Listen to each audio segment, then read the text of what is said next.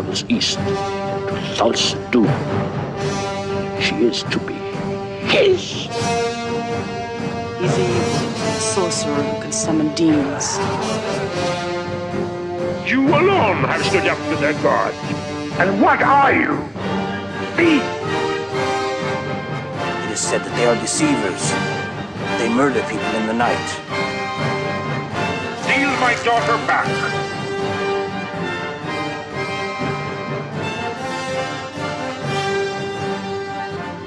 Wrong. Grant me revenge.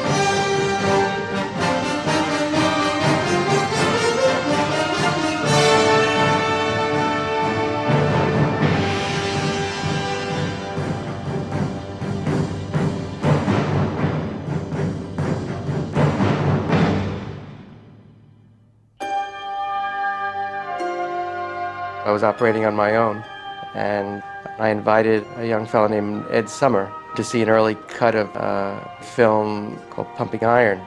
And I was sitting with Ed looking at this rough cut of Pumping Iron and couldn't help but notice Arnold Schwarzenegger as an amazing personality.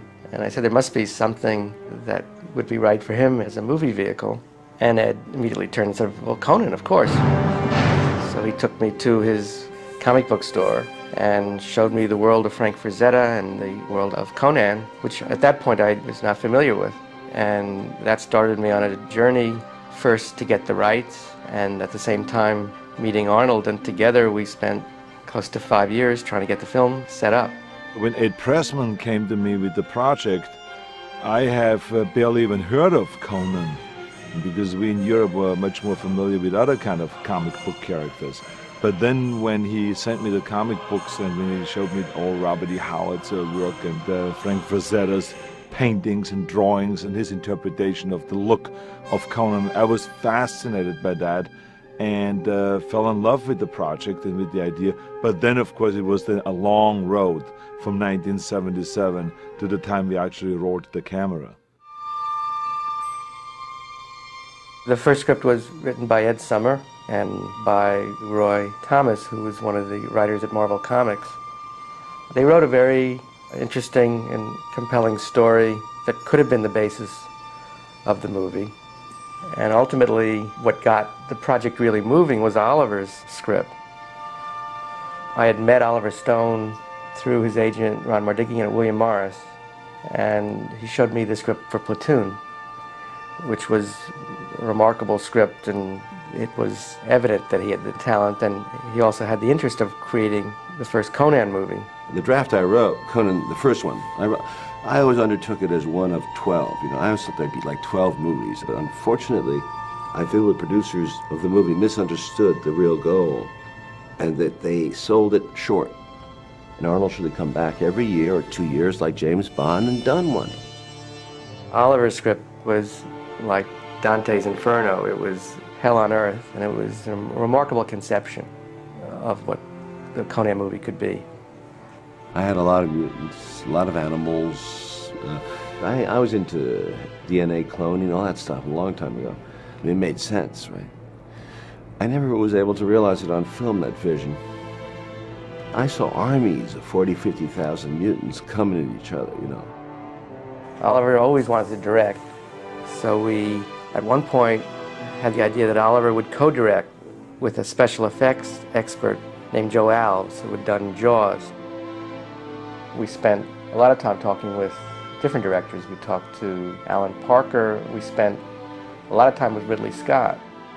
And I remember being in London, and I think Ridley, or one of the directors we hoped would do it, turned us down, and we were sitting there totally dismayed, not knowing what to do next. We went back to our hotel room that night, and we said, look, Dino De Laurentiis is in London. He's pursuing the rights. He's here at the hotel next door. I get the picture, you know, let's sell out to him now, tonight, and let's have done with it because it's broken our hearts. Said the pressman one day came to see me with the script. He said, Dino, I want to sell this script. What is about? He said, from famous cartoon Conan the Barbarian. I read the script, was a little too violent, but was a great script. Really great script. And I did deal with Ted Pressman, and I buy the script. I buy out. And I offered the pitch to, at that time at Universal, to Ned Tannant. He was in charge of production. He loved the script. It was too violent, we needed to do some rewriting. And I said to Ned, Ned, before we do rewriting, I want to choose a director first. We chose John Milius, because he was a good writer, nice director. We did the rewriting with him, and he directed the movie. I knew nothing of Conan the Barbarian, or Robert E. Howard, or any of the books, or the comic books, or anything, until Oliver Stone came and told me about it. The one thing I knew about that I was aware of was Frank Frazetta's paintings. And of course, I loved Viking things, and I always wanted to do a Viking movie. And when I was a surfer, one of my first names was Viking Man, because I had this great big sword. Oliver had already written the script, and I read it, and it was really inspirational, probably because it was so insane. And then I saw that I could do a movie that I really wanted to do. I did want to bring this back to a certain historical grounding, and I tried to make everything happen in a history as if it really did happen. In fact, all of the stories of Conan, Howard could have written them all and had all of this in the Dark Ages in a real historical period. Robert Howard, who's a strange bird from Texas, wrote these great stories, most originating in pulp, I believe. He had a great gift for this perverse mythos of darkness and death, and raging and mad Wagnerian mentality. He was convinced that, that the town wanted to exterminate him and this kind of thing, and he'd go home and board up his windows, load rifles, and he'd complete nut. But the best part is he's alone one night, and he feels a shadow overtake him from behind, and he knows that Conan is standing behind him with a large axe, and Conan tells him, just stay there and write. And if you don't do exactly what I'm going to tell you, I'm going to cleave you down the middle. And so he's so terrified because Conan just exudes such power and fear, and he can just see the axe glinting in his peripheral vision, that he just writes all night. And of course, with the coming of dawn, he turns around finally and Conan is gone. So he falls upon the floor completely spent, and he realizes, I only have to sleep for a few hours because then I must fortify myself, for when darkness comes again, so will Conan. And of course Conan did, and he wrote almost all of these stories in this very short period of time because Conan was standing over him with an axe. And I've always felt this way myself. When I was working on the original storyline that we were developing, we at the same time brought in a number of artists to try to create the world for ourselves, but also to present what the film would look like to prospective studios. It was such a visual idea in the first place that we needed to project that, and we had a whole tremendous presentation which Ron Cobb was a very central part of, along with a number of other artists. I started sitting in on some meetings and did some tentative original artwork, kind of starting to visualize the first version of the script, which was very much in the fantasy vein of the Robert Howard novels. With John's massive rewrite, the picture became very action-oriented and less magical, less fantasy, more like an ancient world picture. Everything has a reflection of something that did exist. Nothing is just designed to be fantasy. It has to look like it would really work. Every single cart, every single weapon, everything has to be something that has a practicality and that will work. I was eager to design, and I wanted to be involved in making sure it was just had the right feel. So I just hogged that job entirely and drew up both of the Atlantean sword and Conan's original sword, and supervised the making of them, and in as much as the opening sequence, which I actually directed. On the sword that his father makes in the beginning, it has the great elk antlers and the hooves on the back and all this kind of thing. And then on the blade it says, "Suffer no guilt, ye who wield this in the name of Crom." I love the idea of inventing an architectural style that you couldn't quite identify. That was one of the things I wanted to do. You know, kind of design the snake cult so that all the artifacts all look like they fit together, sort of like corporate logos and things, you know. The symbolism in the picture was actually very important. John saw it that way and I did as well. So we put a lot of time into making sure that they would resonate on the screen and you'd remember them and fear them or get their significance, you know. Conan, what is best in life? To crush your enemies, see them driven before you, and to hear the lamentation of their women. That is good. From the beginning, it was always the idea of putting Arnold, you know. I mean, we thought of other people and none of it really worked. Arnold was already a household word. He was a major celebrity. I remember bringing Arnold in, and Dino had this great desk at the end of this long room, and Arnold walks in and says, "What does such a little man like you need with such a big desk?" You know, typical Arnold. And of course that freaked Dino out. We had a rather interesting meeting regarding this with Dino, who thought that, you know, no one could understand him. And we said, "But Dino, nobody can understand you." I think what got him was I said, "You know, Dino, if we didn't have Arnold, we'd have to build him." The interesting thing was that when he became enthusiastic about the fact of me being in a movie, he just did everything possible, you know, to make this really extraordinary and big event movie. And he put a lot of money up there with the studios and he had a lot of confidence in it and all that. So it was, from that point on, it was all up to me. Can I follow through? Can I perform up to the expectations that everyone had and all those kind of things? And I, from that point on, took it very seriously.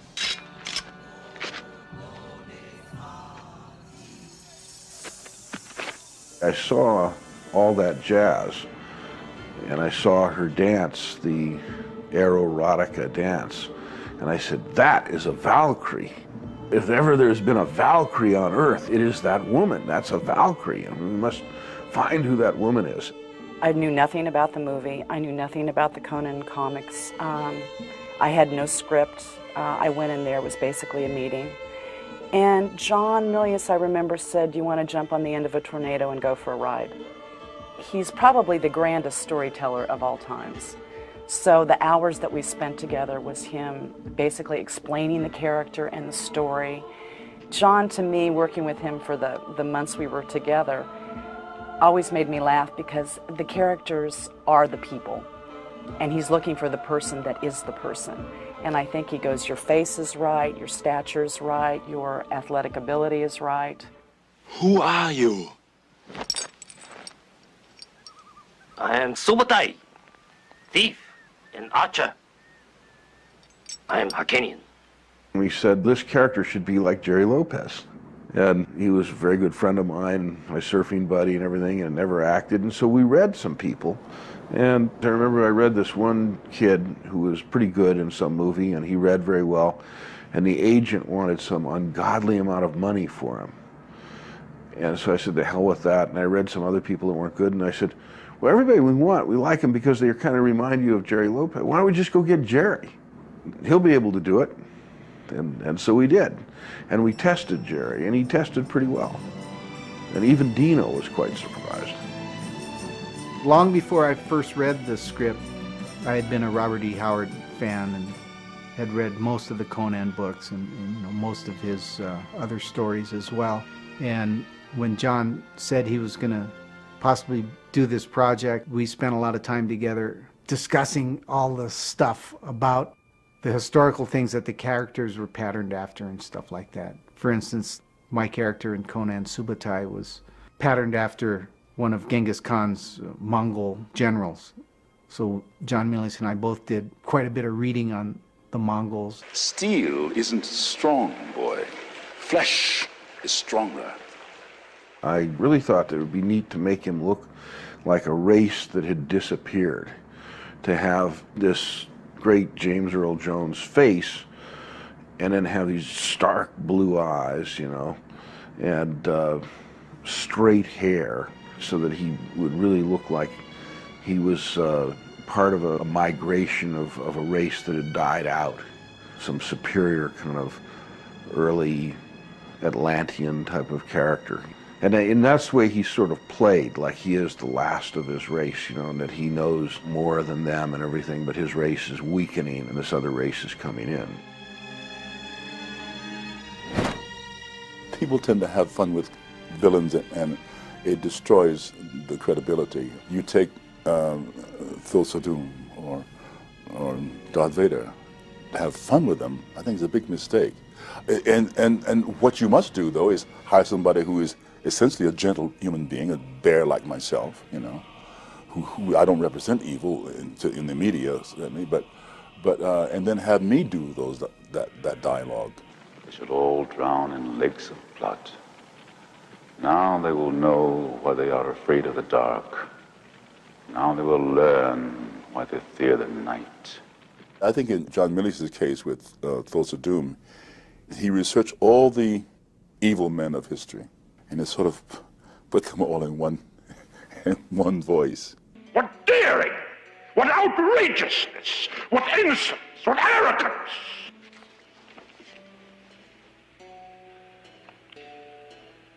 I salute you. The role of King Osric was originally supposed to be played by Sterling Hayden, and he got sick. And then I said, well, who would be good? Who could do this if it wasn't Sterling Hayden? And the natural choice was, it'd be some great character like Max von Sydow. Well, he'll never do this. We'll never get Max von Sydow to do this little role. And sure enough, he said, when do you want me? What do you want me to do? And it was kind of shocking when he showed up because I had such admiration for him. My oldest son, when he was in the comic book age, he was very taken by Conan the Barbarian. And I think he encouraged me to accept to do this. And why I accepted was because I found it was a fun part to do. Lions ate him. It was more theatrical than I was used to do in films. At the time, I was offered very controlled characters without any passions. And suddenly here was somebody who could take liberties. 54, take one. Action. All I remember really is from a scene which is not in the film, which was cut out, and that was after the scene when the three thieves are presented to King Osric. King Osric is killed among his bodyguards, I believe, who has gone secretly with the snake worshippers. And Milius, who is very fond of swords and decapitations and things, he had figured out that I was not going to be decapitated, but he wanted the man to hit me with his sword right over my stomach, I believe, and almost cut me in half. So I was rigged up with big blood bags all over underneath this costume I had, and this guy came up to me and tried to kill me and hit me with his sword, and I tried to die as realistically as I could. But he missed, so no blood was shown. And Milius was very upset, and so another time, a retake, and we did it again, and the same result. It was not as spectacular as he wanted. So again, they put up these blood bags. And finally, he hit the right spot, and I was a fountain of blood. And we all fell into paroxysms of laughter because it was so extraordinary that it was, apparently not usable. So the scene was cut.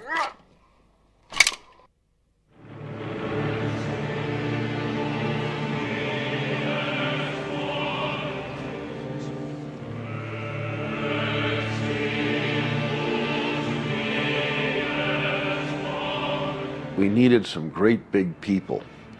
So Arnold knew Sven-Ole Thorsen. And Sven-Ole Thorsen was like the Jack LaLanne of Scandinavia. There were some other huge characters, and they got them, and I called them all the Great Danes. They were like bad puppies. They were always pulling stuff off and practical jokes on everybody. Ben Davidson was separate from them because he came from the NFL and he was a legendary defensive end, the Oakland Raiders, and he was even taller than any of them. And I saw him and I said, that guy would really be great. He'd make a great villain.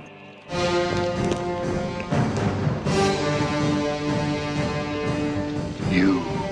I remember this one thing, we were choreographing part of the fight in the orgy chamber, and I says, Ben, take me and throw me against this pillar, and you throw me so hard it cracks the pillar, you know. Then you take your axe and swing it at me, and I duck, and it just goes right over my head. Well, he threw me against that pillar so hard that it almost did crack. I mean, practically knocked the wind out of me, and I just could blink, and here was the axe coming. I ducked that. Ben never did it at half speed. Ben did everything full speed.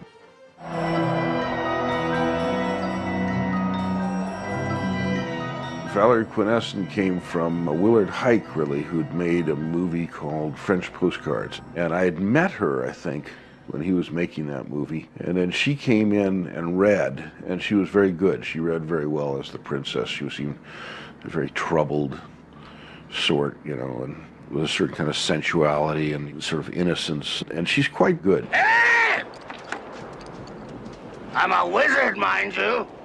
Mako was a natural choice for the narrator and everything because he looks so distinctive and he's a wonderful actor.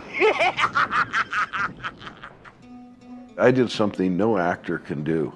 I cut myself out, which proves I'm not an actor. And I had created a thing in there, lizard on a stick, which was like McDonald's. Lizard on a stick. Fresh. Look, good and fresh. It was pretty good, but it didn't belong in the movie. It is said that they are deceivers. They murder people in the night. I know nothing. The Ron Cobb stuff stayed in because that did belong in the movie. Black Lotus. Stygian, the best. John Milius had a lot of tricks up his sleeves. He sent me to Mako's acting school. So I went there for about 6 months. It was a very humiliating experience for me because all his students were all really good, aspiring actors, and I was a surfer. We did a lot of training with the stunt coordinator, Terry Leonard, a lot of writing lessons, had a lot of martial art lessons. So there was a lot of prep work, actually, before we got involved in it. We had Yamasaki, who was our sword master, and he really trained them in the art of swordsmanship and that karate style sword fighting and all of that. Then I'd look at the routine and I would enhance it or detract it just very briefly. I'd have everybody at 8 o'clock in the morning for horseback riding till 10:30, and then they'd go off to the gym and work with Yamasaki. It was like really extensive kind of a training camp, an ongoing training camp, and including the weight training and all those things, because you wanted to make sure that the body doesn't just look very muscular, but that it also looks as smooth and as fluent with its performance with the sword moves and all this. And all of those physical activities had to become second nature.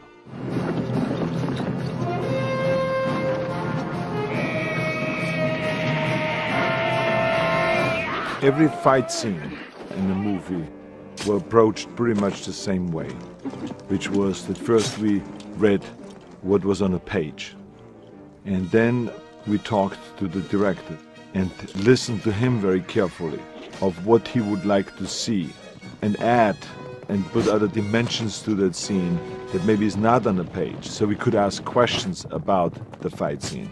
Because some fight scenes would involve 20 people at one given time, and everyone is wielding a sword and swinging a sword. Some wield swords, and some plastic swords, fiberglass swords, or aluminum swords. So depending on how close one got, this determined on what kind of a sword was used, or how close you were to the camera to make sure that it looks believable. So we always approached those fight scenes like that. We talked about it and all that. Then the stunt coordinator, Terry Leonard, will go out there with us, and he would then choreograph it with the other stuntmen. All the sword sequences were really well laid out by Terry Leonard. You know, he did a stunt there that was unbelievable. He dove out of this, it was like about a 60 or 70 foot fall in this little well. It's one of the scenes where Arnold and Sandal and I sneak into the tower to steal jewels. And she cuts the guard's throat and throws him down the well. And that was Terry Leonard diving down the thing. I couldn't believe he even survived that. He dove into a pile of cardboard boxes. I mean, he's the real old style. You know, nowadays they all use airbags and stuff. The adventures that John Milius and I have been on are really a highlight of my career. And he's been a very, very loyal friend, and that's a very rare commodity in this business today. There's people that I've risked my life for that today they can't remember my name, but John does, and that means a lot to me. That time, my organization do 3, 4, 5 pictures every year. I'm gonna be physically in the back every days in the set for every movie. Then for every movie I put the producer in charge, and I choose Raffaella, not because she's my daughter, because in the work I look for the best people. I choose Raffaella because Raffaella was and is one of the best producers in town. The world of Conan was Germany and Eastern Europe. So we went to former Yugoslavia and we started pre-production on the movie there, and we worked there for 3 or 4 months. And then we started getting a little bit concerned about the political situation, and we decided it was probably safer to move the picture out of Yugoslavia, and we moved to Spain. And so we postponed the picture by 6 months. I remember the whole idea was to start in January because we wanted the snow for the big opening scene in the snow, and of course, as usual, it did not snow. So we started putting this fake snow on the ground and all that, and then we eventually went up there to shoot, and finally it did snow, right when we needed it.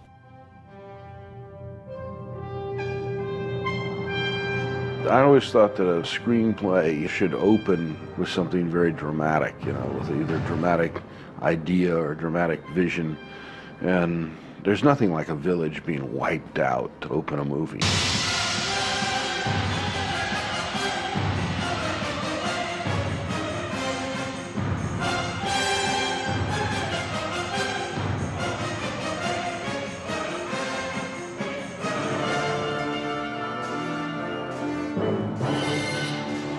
First thing I asked John is, what is the Wheel of Pain supposed to be? Is it just a big mean thing out in the middle of nowhere to torture little kids?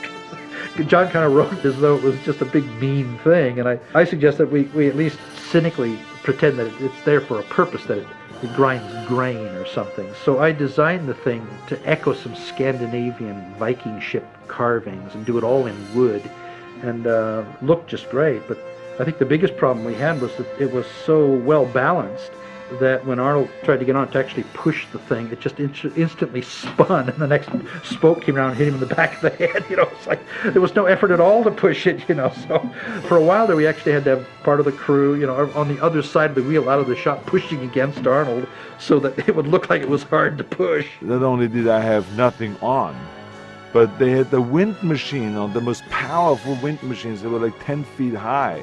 And they threw snow in there, so the snow blows right into my body. So I said, the only thing I want to ask for is I can get some hot tea with some schnapps. So that's what we ended up doing, so I keep warm at all, because it was like unbelievable cold. But it was a great idea to show first the feet of a little kid, and then of a bigger kid, and then a medium-sized kid, and then finally Conan.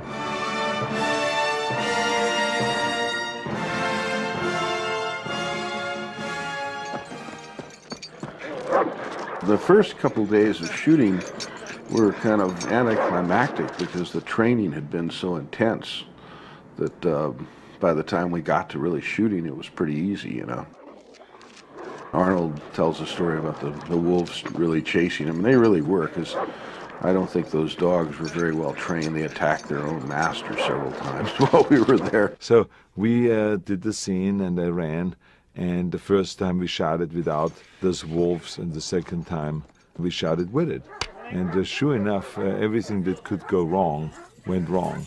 I somehow got to the place where I was supposed to climb up and couldn't find my first step.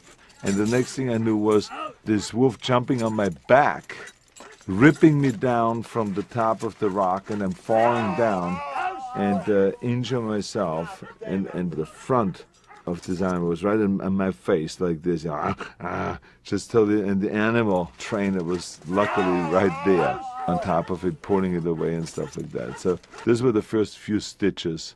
This was like still in the morning. It hasn't got noon yet on the first day of shooting when I already got my first few stitches with the medic there. You know, and in Spain, it's not a doctor that comes to stitches up your back. It's a medic that just goes, yeah, I got a needle there, and is that stitching you up.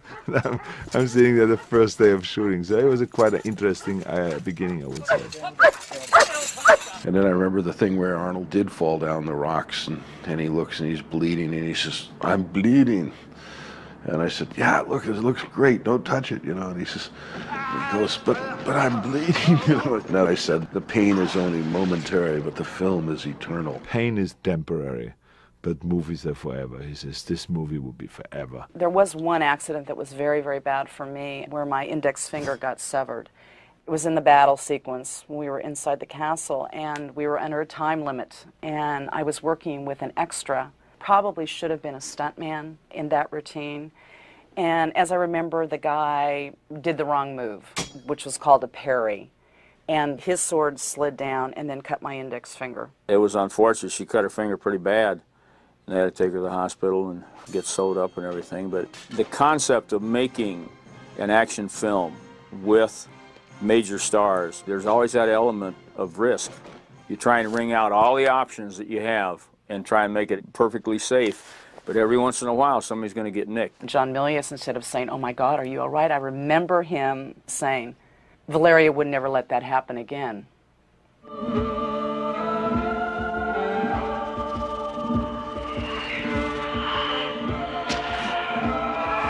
In those days, you did not have the visual effects. You could not go and through a computer create the snake and have me maybe fight against nothing and then the snake in later on. Things that we do today. And there you had to rely on the craftsmanship and on the talent of the people that would build a mechanical snake. A snake that looks exactly like a snake and has the texture of a snake, was gigantic, the mouth like this, and really long and big, but it had to really move. When the snake was built, it worked really great, but it wouldn't fit in the set. Only part of the snake would fit in there. You could only push the front end in. The worst part, I remember, was that I had to shoot arrows through it. And I had to do it because I turned out to be the best archer. And I had to shoot the arrows right past Arnold's head into the snake. Now, it was an easy shot. It'd be nothing if he wasn't there, but it really bothers you when somebody's there. I remember one day going to the swimming pool, and the guy comes there and dumps in these huge snakes that are like this thick around it. And I'm swimming there, he's dumping in this snakes, and they were just coming towards me. He says, "Don't worry about it, they're not dangerous." Dr. Tiva came onto the set with a variety of snakes for me to get to know. Luckily, as a soldier in the U.S. Army, I was trained with the Rangers. And part of our survival, we had to befriend a snake, which means take a non-poisonous snake and take it into your association, put him in your uniform, let him sleep with you, get to know you. And at the end, of course, you ate him. So I know a little about snakes. And being a farm boy, I knew about snakes, except as farm boys, we tend to be very hostile to snakes. A snake was automatically evil, automatically harmful. And so we'd always destroy them. But I learned how to coexist with them. So when I came to the set, I had a little bit of background in that already. Perhaps too much, because the doctor said that the snake was too comfortable around me. And they had to sort of fluff him up to get him moving so he looked live. The snake doctor was a wonderful guy, and he just did some wonderful stuff. And he was a really interesting character. He had these beautiful girls that would attend to him, and they would go and get the snakes and bring the snakes to him. And he would give everybody a snake. Everybody had their snake, and he said, "I can't stand how human beings don't trust and like snakes," because he loves snakes. So he gave me my own boa constrictor, and I'd wrap it around my neck, and I'd leave it there all day, and I was trying to get used to it. And of course, it got used to me, but I never kind of really got used to it. I guess Thulsa Doom's metamorphosis into the snake is best taken for granted. In other words, it's best not explained. It is mythology, and any more than you need to explain the unicorn or the satyr, you don't explain Thulsa's snake. The idea of him turning into a snake was really kind of that he has powers, that he can transmute into a snake because he is the head of the snake cult. The way he changes into a snake was we just made a very, very good mask of him, and then we simply put a snake head armature behind it and just pushed it out. We did have a mechanical snake that comes out of his neck and starts to slither down, and then we made a very good miniature with a very big snake.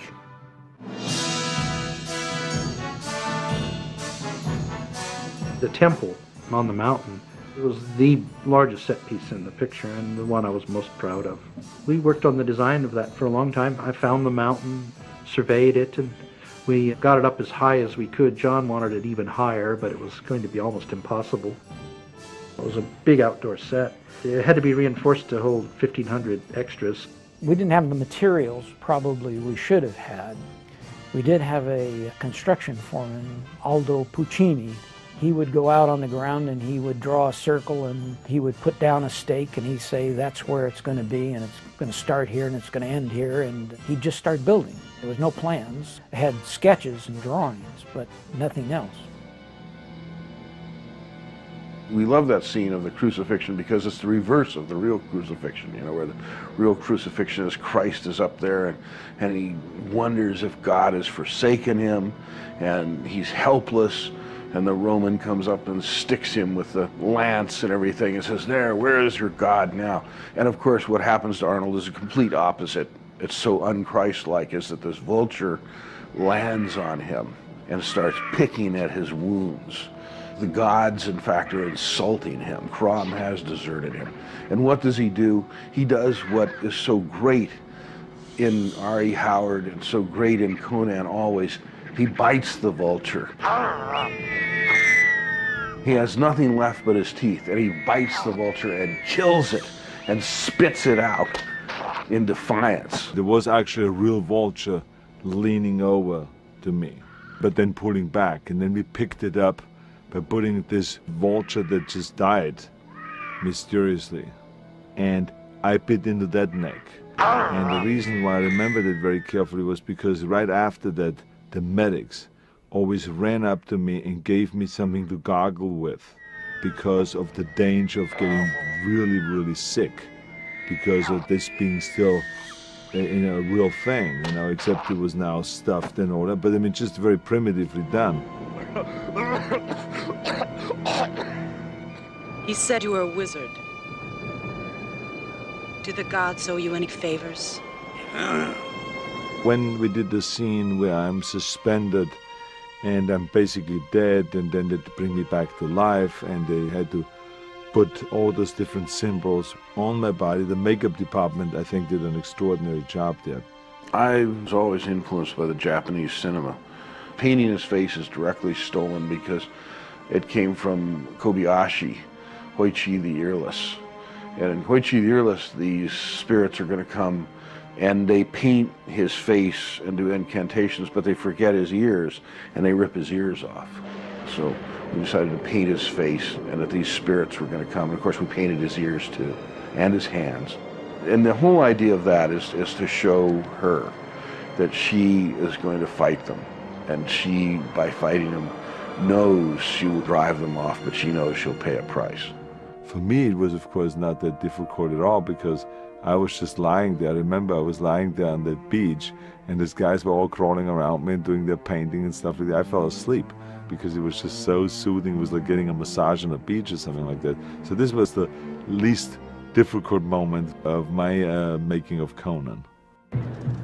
John Milius and I spent an incredible amount of time building model airplanes and painting them in these different camouflage motifs. And I think it was from that he had this idea, well, let's camouflage the bodies. Arnold and Sandal and I had to go all get painted up so that they could see what we looked like. And John knew already, even before we did it, that it was going to look good. That's why we did it. The thing about that paint, though, that was so terrible, it was soap-based because they didn't want it to crack.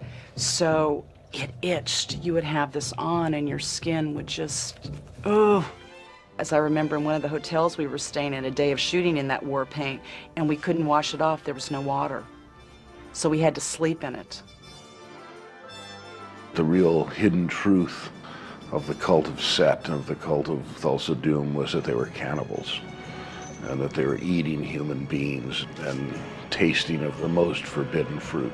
And so you wanted to see that. You wanted to see all the bodies that are skinned and gutted like animals hanging up, and then making the soup, the sacred soup, and carrying it. And we called it split pea in hand, because it looked like split pea soup, but you saw these hands in it, you know. All these sets, everything always had a reflection in history.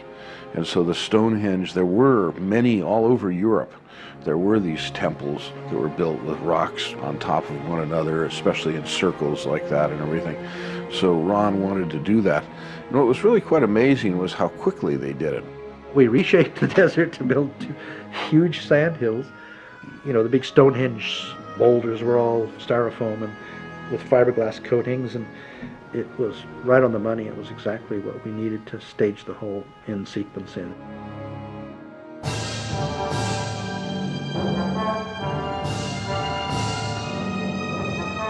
The one trap is really good, you know, where you see him building that, and it really works because you see his helmet and you see him hit it with the hammer, which sets the whole thing off, then it swings around and skewers him. And I love Arnold where he's looking at Sven hanging on the thing going, "What's wrong? Are you upset today?" John is a military tactician, and he thinks like a military general. So everything that was involved in that final battle, from the punji sticks and the spike that went through Sven-Ole Thorsen and things like that, all came from John. The trickiness of making those things work is to integrate the technology into what we have to do physically with an actor. There was absolutely no animals injured. The only animals were the Great Danes, these huge Scandinavian guys. They were the only ones who were ever injured. But the animals themselves, real animals, were never injured. Talking about animal rights activists, they picketed that sequence that I was involved in. It looked supposedly so real to the animal rights people that they questioned the truth of the stunt. And they thought that this horse had gone through these punji sticks that were used in Vietnam. And they talked to John about this. And I think John's answer to those people was very succinct. He said, "Ladies and gentlemen, did you see a stuntman falling through those sticks prior to the horse going through them? When that horse fell down the hill, there was a stuntman ahead of the horse. Do you think the stuntman died? No. Well, the horse didn't die either. They were made out of rubber." The violence in Conan fits. There's no gratuitous violence. There's no making fun of violence. To me, violence is really repugnant when it cheapens human life. One of the things that was very good about Conan as compared to other comic book characters is that Conan could be hurt. Conan was mortal, you know. Conan didn't come through these fights unscarred, either physically or mentally.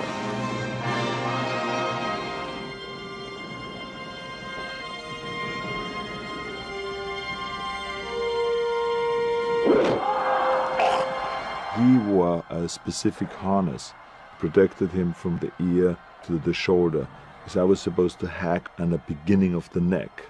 We practiced it, first with a very light sword and then with a heavier sword. And it was amazing that because of all the practice that we've done for this scene, that James Earl Jones felt comfortable enough that he actually himself stood there. So I did the scene over and over with him from behind my shoulder, from the side, over his shoulder and all that. And I think they used in a dummy for some close-up from behind where they didn't need either one of us. Thulsa Doom is in the movie only as that element that leads Arnold on his quest for revenge.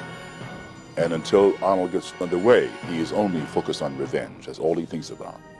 He's not a hero until he goes beyond revenge to kill the evil force for the whole world. Then he becomes a hero.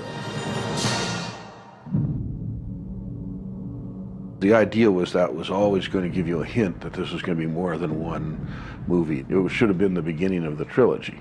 The trilogy was, each one was about something. And the first one was about strength, raw strength. The second one was about responsibility. And the third one was about kind of tradition and loyalty. You know, where I was going was that ultimately there are things that people do things for that are larger than them.